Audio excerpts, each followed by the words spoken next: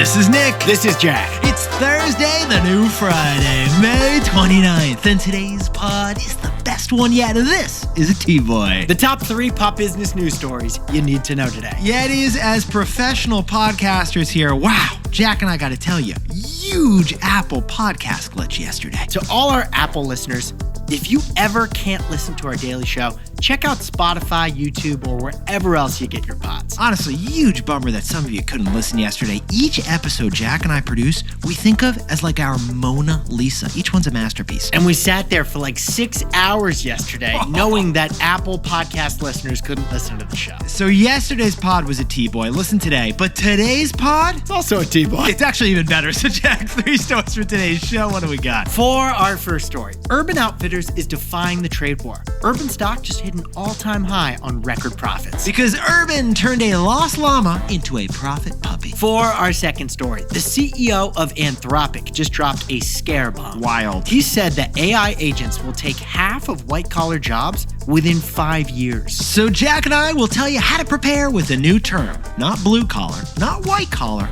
It's chrome collar. And our third and final story is the top-selling barbecue sauce in America right now. What is it, Jack? It's Japanese. It's called Bachan's barbecue sauce, and I have some in my pantry. Bachan's founder lost his house making this sauce, but he found his fortune. But Yetis, before we hit that wonderful mix of stories. What a mix of stories. Love the mix of stories, Jack. The hot new financial concept you need to know. What is it, Nick? Jack, it is the taco trade. The taco trade is popular among both top hedge funds and retail Robinhood traders. But the taco trade has nothing to do with carnitas, guacamole, or anything you sprinkle on with that queso. TACO actually stands for Trump Always Chickens Out. T.A.C.O. TACO. It's actually a new investing strategy to make money every time Trump escalates the trade war. And so far, it's worked every single time. And here's how. Whenever Trump announces a new tariff, stocks fall. But then Trump inevitably rolls back the tariffs and stocks surge. And Jack and I are checking the numbers here. We've seen that same pattern repeat itself 3 times this year. Once is a fluke, twice is a coincidence, 3 times is a trend. Jack, take us back to February, my friend. Trump announced 25% tariffs on Canada and Mexico. Stocks dropped. But a couple days later, tariffs were paused and stocks popped. Jack, what happened in April this year? Trump announced tariffs for the whole world and stocks dropped big. But he cut tariffs on everyone except for China and stocks surged. Then, Jack, what happened last week? Trump put 50% tariffs on the European Union and stocks dropped. But he just delayed them and stocks popped. Besties, taco isn't a political statement. It's a financial one. T.A.C.O. Trump always chickens out. And Wall Street is making big money on the taco trade. Now we should point out Trump actually was asked about the taco trade yesterday. And what did he say, Jack? He said he's not chickening out. It's called negotiation. But honestly, Yetis, this acronym is just too good to deny. Yetis, this isn't financial advice. There's no guarantee the taco trade pans out a 4th time. But in the meantime, the taco trade has been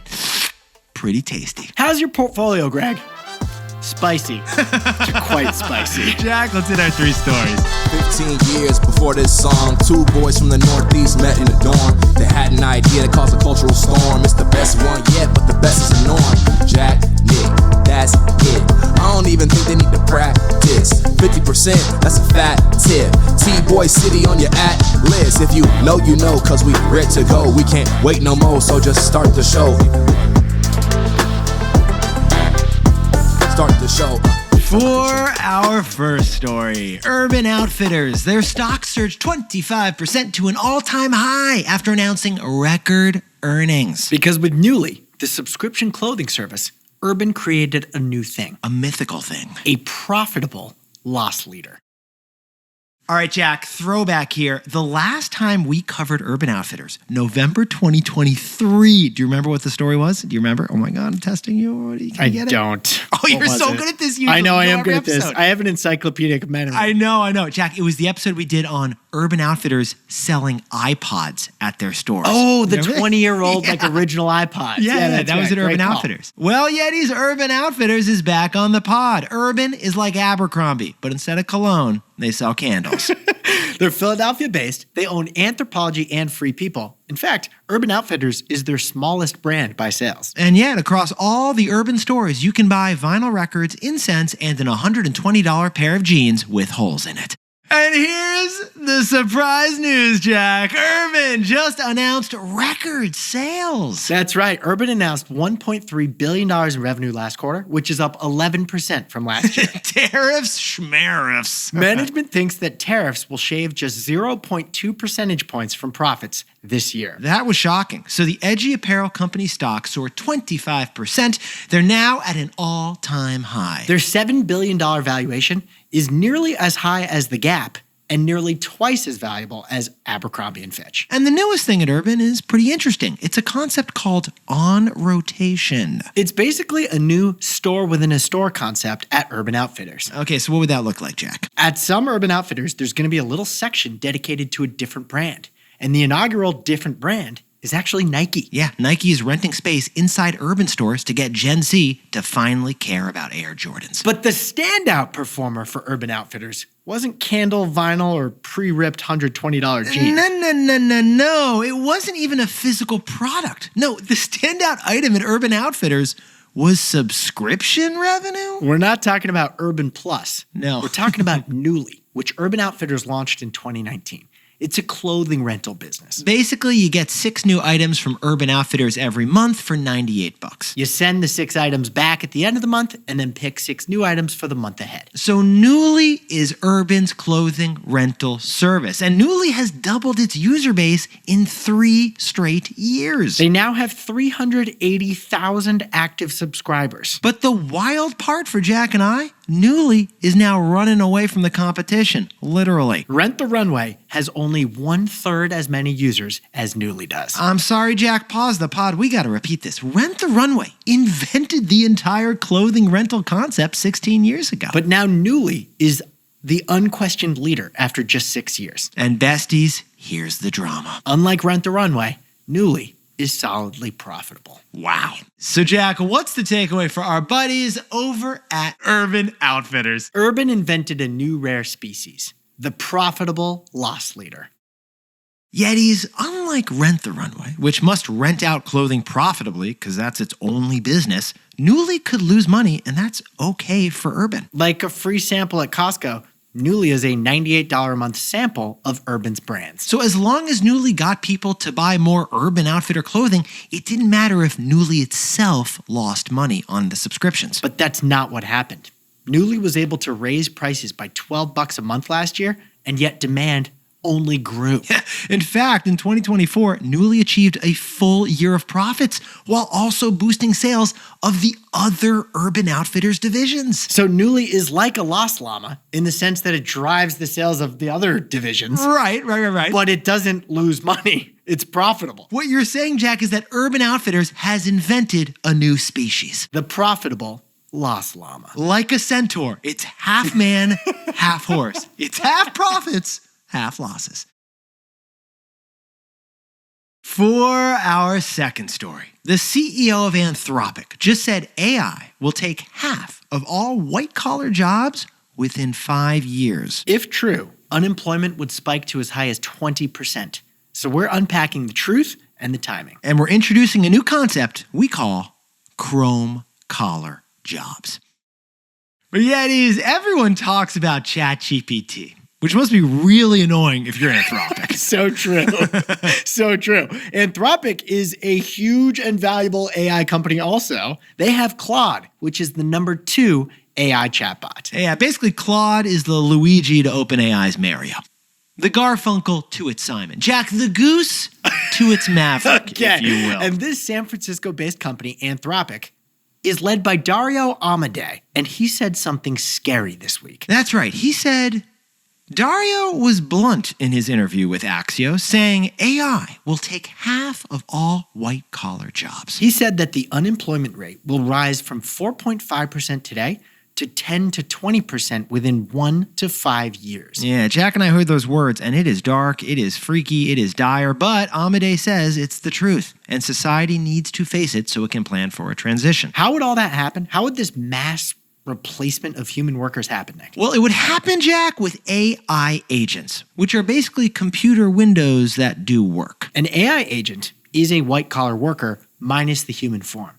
It's just software. These AI agents take assignments and use various computer applications to get the work done, and they work 24 hours a day, 7 days a week. And as CEOs discover AI agents, they're going to stop hiring human workers and eventually lay human workers off. Because, as Dario said, an agent is AI that can do the work of humans instantly, indefinitely, and exponentially cheaper. That was the scary proclamation this week from Anthropic CEO Dario Amodei. So the way Jack and I see it, agents are like a new form of worker, right, Jack? They're not blue collar, they're not white collar. We call it chrome collar. Chrome collar. White collar work done by bots. Now, as Nick mentioned earlier, Sam Altman and OpenAI is better known than Dario Amodei and Anthropic is. Sam Altman, he's a little bit more optimistic in his public statements, isn't he, man? Although I get a sense that he's just pushing his agenda because it's best for his company. Yeah, Sam points to past tech breakthroughs, and in each case,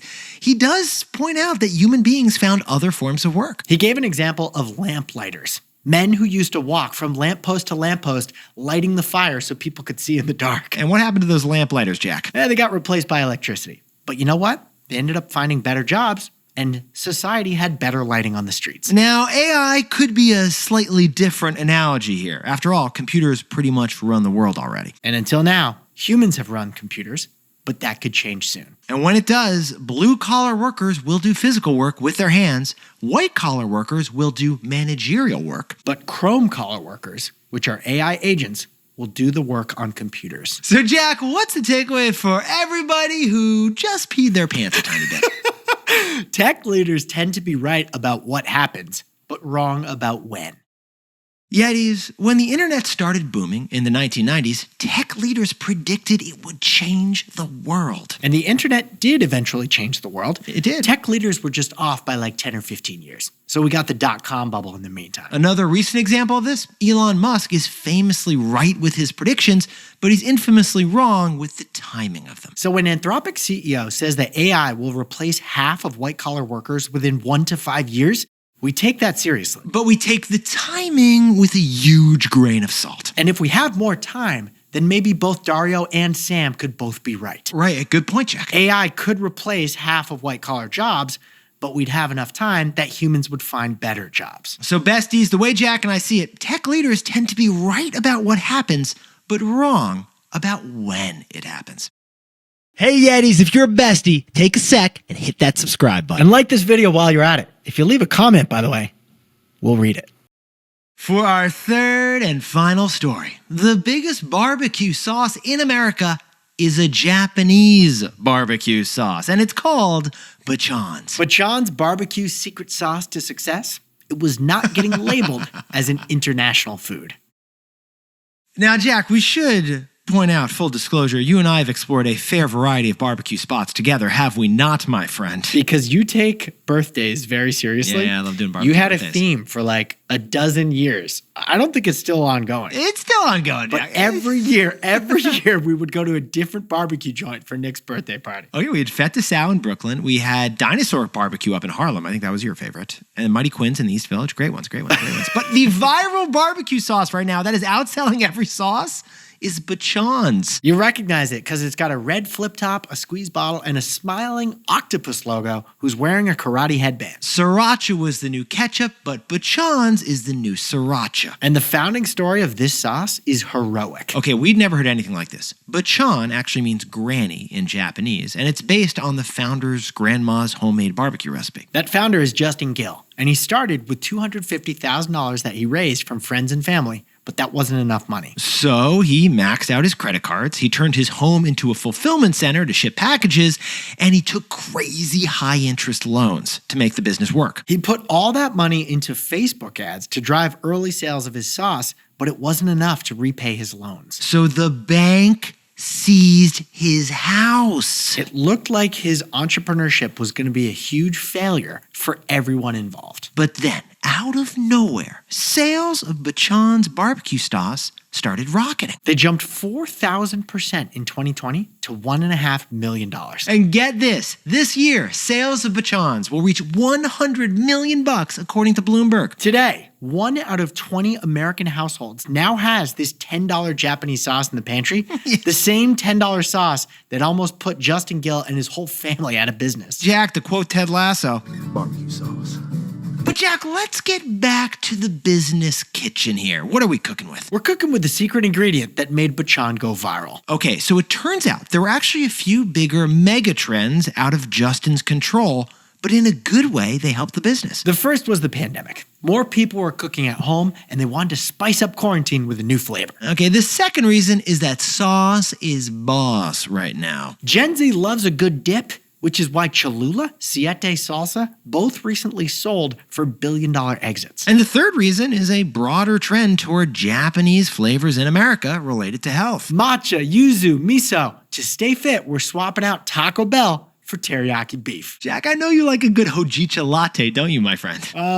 Sure. But the real reason this sauce went viral, it was one decision. Related to location, location, location. So, Jack, what's the takeaway for our buddies over at Bachan's barbecue sauce? Category can be destiny. Now, Yetis, when Bachan's first launched, they were only carried in the international aisle at the grocery store. Bachan was placed among Latin, African, Indian, and Asian flavors. But here's the key. Strategically, Justin pushed for them to be moved to the barbecue aisle. And why is that, Jack? The market for barbecue sauce in America is way bigger than the market for international sauces. And then, during the pandemic, as millions of people were reaching for Heinz Ketchup, they also saw a bottle of Bachan's, decided to mix things up. That's how they were discovered, because they were placed in the aisle where everyone shopped every trip to the grocery store. As Bloomberg put it, getting placed among the domestic barbecue sauces was the tailwind to becoming a mainstream brand. Location isn't just critical in neighborhoods and real estates. It matters all the way down to the aisle in the grocery store. The store shelf is critical real estate. Because category can be destiny.